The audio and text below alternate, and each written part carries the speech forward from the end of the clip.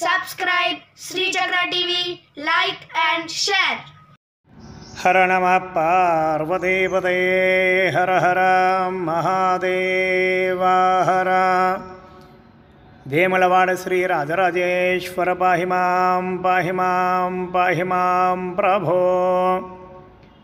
చరాచర జగత్తుకు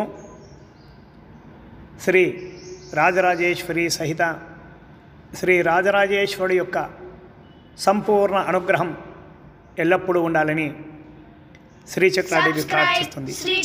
మరి భక్తులారా, తగు జాగ్రత్తలు పాటిస్తూ మనందరి బాధ్యతగా కరోనా మహమ్మారిని అంతం చేద్దాం, విజయం సాధిద్దాం. మరి భక్తులారా, నేను కరోనాను అంతం చేసే వ్యాక్సిన్ వేసుకున్నాను. మరి మీరు కూడా వేసుకున్నారా? లేదంటే కనుక వ్యాక్సిన్ వేయించుకోండి. అలాగే మరొకమైన ముఖ్యమైనటువంటి విన్నపం, రానున్నది ఎండాకాలం. మీ శక్తిని బట్టి పశువులకు, పక్షులకు, మూగజీవాలకు నీటి తొట్టెలు ఏర్పాటు చేయండి. అలాగే మానవులకు కూడా చలివేంద్రాలు ఏర్పాటు చేయండి. ఈ సేవ వల్ల మీకు, మీ ముందు తరాల వారికి అనంతకోటి పుణ్యఫలం లభిస్తుంది. అలాగే భక్తులారా, అందరికీ నూతన సంవత్సర ఉగాది శ్రీ ప్లవనామ సంవత్సర శుభాకాంక్షలు. మరి భక్తులారా, మనందరికీ నక్షత్రాలు ఉన్నాయి. ఆ నక్షత్రాల ప్రకారము రాశులు కూడా ఉన్నాయి. అలాగే ఆ రాశుల్లో నవగ్రహాల సంచారం వల్ల మనము సుఖ సంతోషాలు అనుభవిస్తూ ఉంటాము. అలాగే ఎన్నో బాధలు కూడా అనుభవిస్తూ ఉంటాం.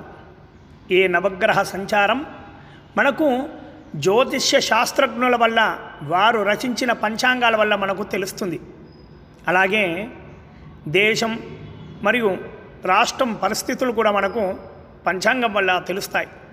పంచాంగం అంటే తిథి, వారము, నక్షత్రము, యోగము, కరణము, వీటిని తెలిపేదే పంచాంగం.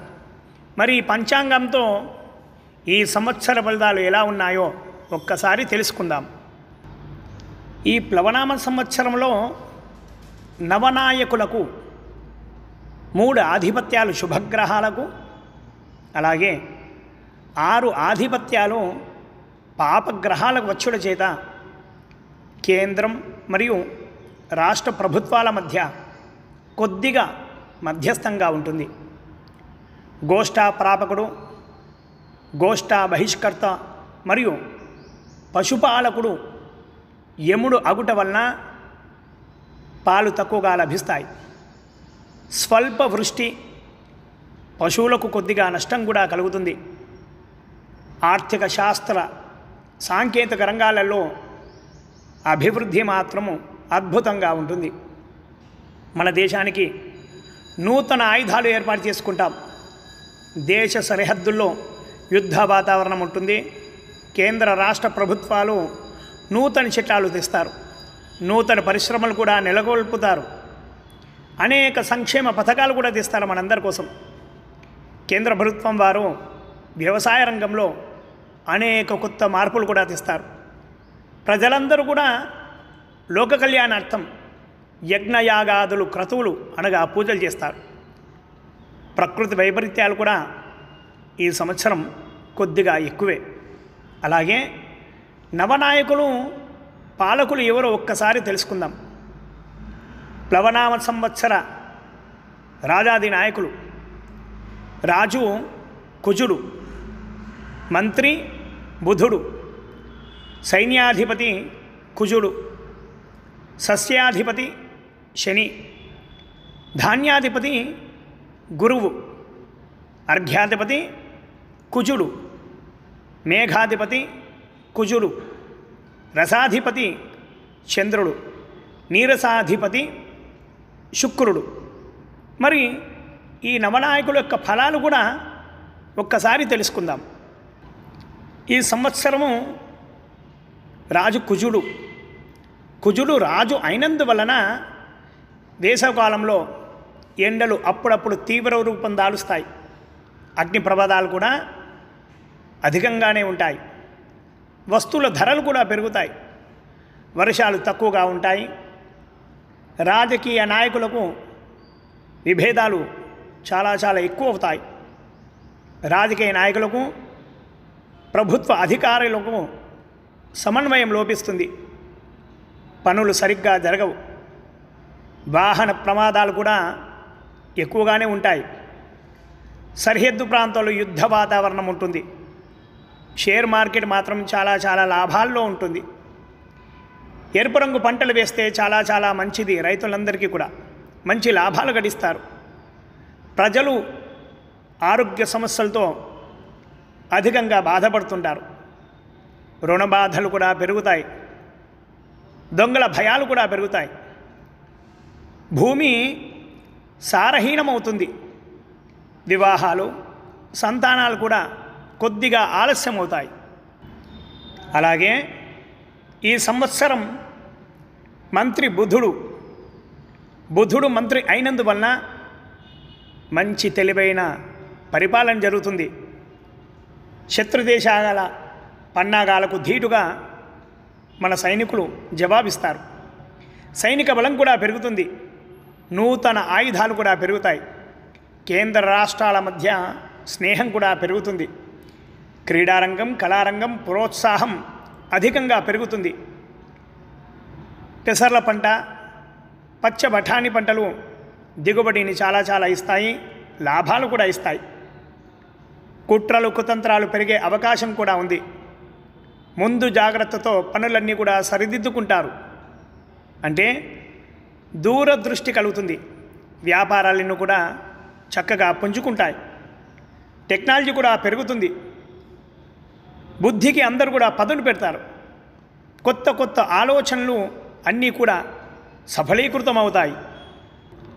అలాగే ఈ సంవత్సరం సైన్యాధిపతి కూడా కుజుడే. కుజుడు సైన్యాధిపతి అయినందువలన సరిహద్దుల్లో యుద్ధ వాతావరణం కొద్దిగా ఉంటుంది. రైలు, విమాన ప్రమాదాలు కూడా జరిగే అవకాశాలు ఉన్నాయి. ఆస్తి నష్టం, జరిగే నష్టం కూడా ఉంది. అవకాశాలు కొద్దిగా ఎక్కువగా ఉన్నాయి. ఎరుపు పంటల దిగుబడి అధికంగా లాభాన్ని ఇస్తుంది. టెక్నాలజీ రంగంలో మన ముందు వరుసలో ఉంటాం. మన దేశం వ్యాపారంలో అగ్రగామిగా అవుతుంది. వర్షాలు తక్కువగా కురుస్తాయి. ప్రజలు రోగాల బారిన పడతారు. దోపిడీదారుల బెడద కొద్దిగా పెరుగుతుంది. రాజుల మధ్య విరోధాలు కూడా పెరిగి యుద్ధ వాతావరణం కూడా కలుగుతుంది. అలాగే ఈ సంవత్సరం సస్యాధిపతి శని అయినందువలన తైలం అంటే నూనెలు, నువ్వులు, ఇనుము, లోహ పదార్థాలు అధికంగా అభివృద్ధి చెందుతాయి. జంతువుల ధరలు కూడా పెరుగుతాయి. పశు సంపద అభివృద్ధి చెందుతుంది. రోగాలు కూడా కొద్దిగా అధికమవుతాయి. అదుపులో ఉండవు కూడా. నల్లటి ధాన్యాలు పంటల దిగుబడి కూడా పెరుగుతుంది. నల్లరేగడి భూములు మంచి చక్కగా ఫలిస్తాయి. పనులు కొద్దిగా మెల్లిగా జరిగినా సరే విజయాన్ని అందుకుంటాం. అలాగే ఈ సంవత్సరం ధాన్యాధిపతి గురుడు అయినందువలన పశుపక్షుల సంపద చాలా పెరుగుతుంది. పసుపు రంగు ధాన్యాల ధరలు కూడా కొద్దిగా తగ్గుతాయి. ఆరోగ్య సమస్యలను కూడా కుదుటపడతాయి, బాగుంటాయి.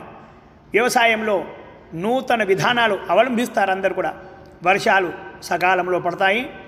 సువృష్టి, సస్య సమృద్ధి కూడా కలుగుతాయి. పాడి పరిశ్రమలు అభివృద్ధి చెందుతాయి. గో సంపద కూడా పెరుగుతుంది.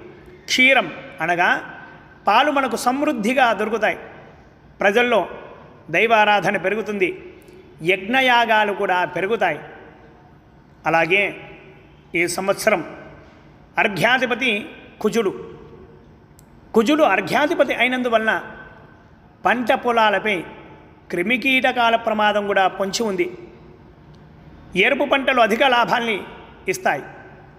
గాలులతో కూడిన వర్షాల వల్ల పంటలు కొద్దిగా నష్టపోవచ్చు. వీటిపైన శ్రద్ధ పెట్టాలి అందరు కూడా. ప్రజల ఆరోగ్యంపై అధికారులు శ్రద్ధను కూడా చూపిస్తారు. అయినా ఆరోగ్యం పట్ల ఎవరి శ్రద్ధ వారిదే. ఖచ్చితంగా శ్రద్ధను చూపించాలి ఆరోగ్యం పైన. ఆరోగ్య పథకాలు కొత్తవి కూడా అమల్లోకి వస్తాయి. అలాగే ఈ సంవత్సరం మేఘాధిపతి కుజుడు అయినందువలన వేడిగాలులు విపరీతంగా ఉంటాయి. ఉష్ణోగ్రతలు రికార్డు స్థాయికి చేరుకునే అవకాశాలు కూడా ఉన్నాయి. మేఘాలు తక్కువగా వర్షాలు ఇస్తాయి. ఎరుపు వర్ణం ధాన్యాలు పంటలు తొందరగా చేతికి వస్తాయి. ధరలు అదుపులో అస్సలు కూడా ఉండవు. విద్యుత్ ఉత్పత్తి బాగా జరుగుతుంది. విద్యుత్ కొరత అనేది మనకు అస్సలు కూడా ఉండదు. అలాగే ఈ సంవత్సరం రసాధిపతి చంద్రుడు అయినందువలన తెలుపు ధాన్యాల యొక్క ధరలు అమాంతం పెరుగుతాయి. తెలుపు వర్ణం గల వస్తువుల ధరలు కూడా పెరుగుతాయి. మన ద్వారా విదేశాలకు ఎగుమతులు కూడా పెరుగుతాయి. పాడి పరిశ్రమలు అభివృద్ధి దిశలో ఉంటాయి. గో సంపద కూడా చక్కగా పెరుగుతుంది. అధికారులు ప్రజలు మానసికంగా దృఢంగా ఉంటారు. ఈ సంవత్సరం నీరసాధిపతి శుక్రుడు అయినందువలన సుగంధ ద్రవ్యాలు అధికంగా లభిస్తాయి మనందరికీ కూడా. వీటి ధరలు కూడా పెరుగుతాయి. బంగారం వెండి ధరలు కూడా పెరుగుతాయి. ప్రజలు ఆరోగ్యం పట్ల శ్రద్ధ వహించాలి. సినీ పరిశ్రమ, టీవీ పరిశ్రమ వారికి చాలా బాగుంటుంది. స్త్రీలకు మంచి అధికారాలు లభిస్తాయి. వారి ద్వారా స్త్రీల రక్షణ చట్టాలు కూడా వస్తాయి. ప్రజలు విలాసవంతంగా ఆనందంగా జీవిస్తారు.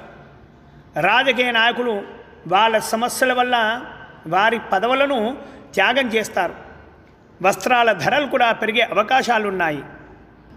అలాగే భక్తులారా, ఒకసారి మూఢాలు కూడా పరిశీలిద్దాం. మూఢాలు అంటే శుభకార్యాలకు పనికిరాని రోజులన్నమాట.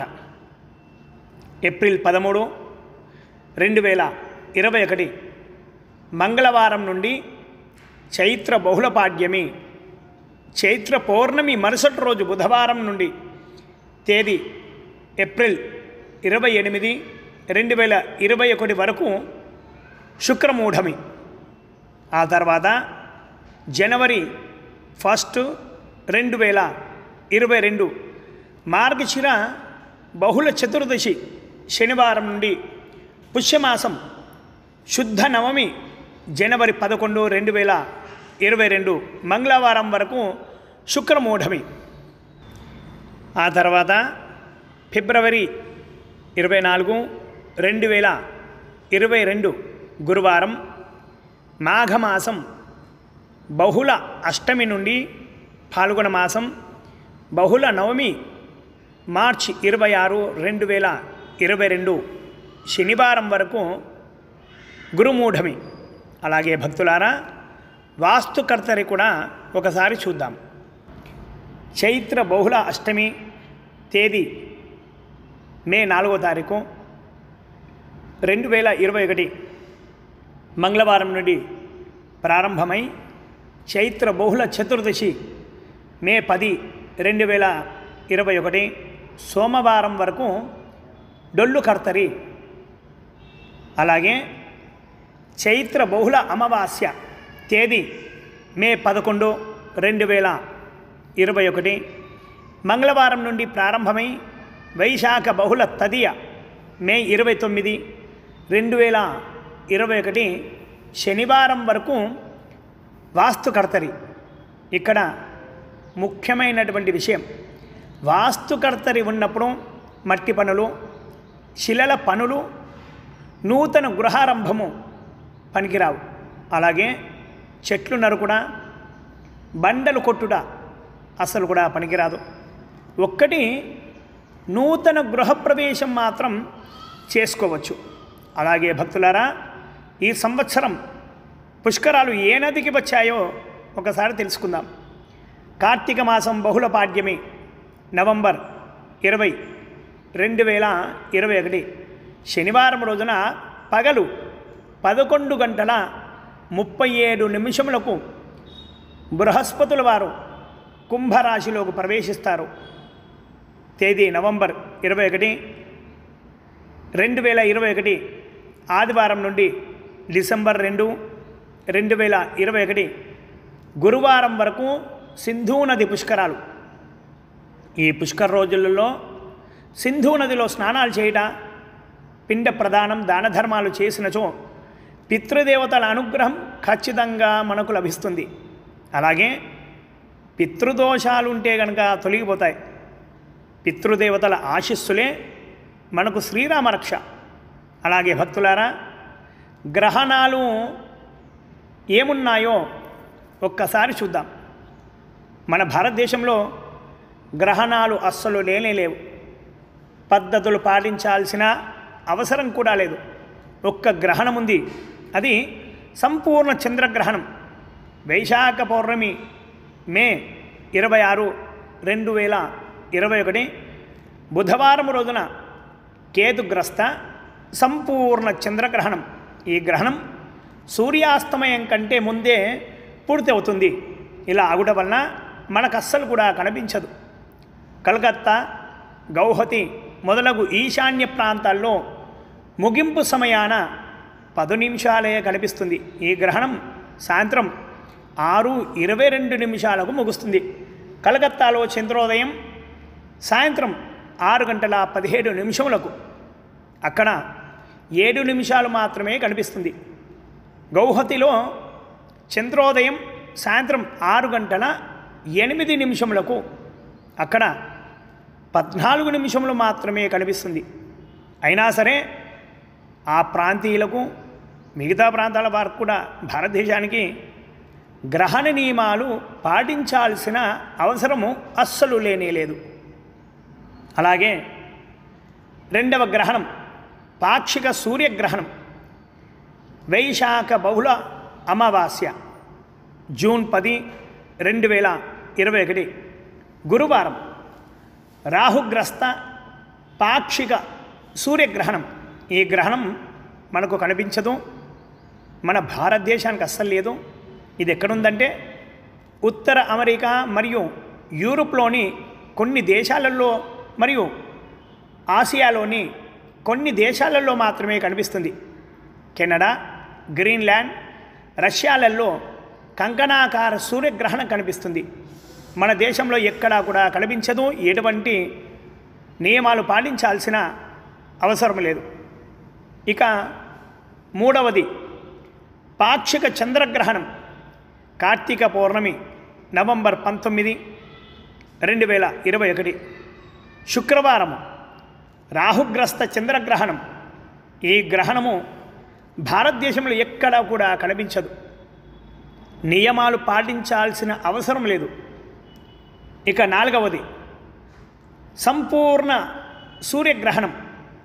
కార్తీక అమావాస్య డిసెంబర్ 4, 2021 కేతుగ్రస్త సంపూర్ణ సూర్యగ్రహణం. ఈ గ్రహణం దక్షిణాఫ్రికా, అంటార్కిటికా, అట్లాంటిక్ మహాసముద్ర ప్రాంతాల్లో కనిపిస్తుంది. మన భారతదేశంలో ఎక్కడా కూడా కనిపించదు. ఎటువంటి నియమాలు కూడా పాటించాల్సిన అవసరము అస్సలు ఎవరికి కూడా లేదు. మరి భక్తులారా, అందరికీ కూడా మరొకసారి శ్రీ ప్లవనామ సంవత్సర ఉగాది శుభాకాంక్షలు. మరి నేను వ్యాక్సిన్ వేసుకున్నాను భక్తులారా, మీరందరూ కూడా వ్యాక్సిన్ వేసుకున్నారా? వేసుకోకుంటే కనుక అందరూ కూడా వ్యాక్సిన్ వేసుకోండి భక్తులారా. కరోనాని అంతం చేయండి.